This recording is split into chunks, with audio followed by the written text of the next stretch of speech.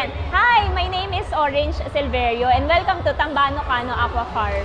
So, the reason kung bakit Tambano Cano Aqua Farm yung pangalan namin is because we got the name from the Mandaya myth, which is sinasabi na si Tambano Cano is a giant creature na anak ni Sun at saka ni Moon.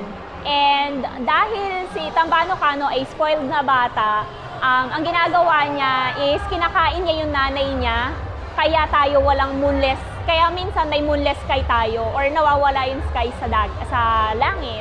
And Tambano Cano also is the reason kung bakit daw tayo may high tide at saka low tide. Kasi pag nagtatampo si Tambano Cano dun sa tatay niya, nagpupunta siya dun sa ilalim ng dagat, tapos yung tubig sa dagat hindi siya dumadaloy, so umaangat yung tubig. And pag umaalis siya doon, nagkakaroon naman ng low tide kasi hinihigop nung tubig yung butas yung tubig. So yun yung story ni Tambano Cano. Sa amin here in Tambano Cano Aqua Farm, we specialize sa mga crab products. So we have live crabs. We also have crab paste. Meron kaming chili garlic sauce at saka Cajun sauce.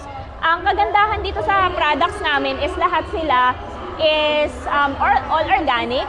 And yung crabs namin, mataba siya, tsaka malinis. The reason kung bakit siya malinis is because yung mga crabs namin, nakatira sila sa condominium. Ayan. So siya, naka-condominium? Oo, naka-condominium yung mga crabs namin. Ito yung, yung itsura ng condominium units namin. So, one condominium is, one condominium, one crab siya. And ang kinakain namin, pinapakain namin dyan is mga seashells, mga seaweeds, at saka mga live fish. So, yun lang. Thank you so much!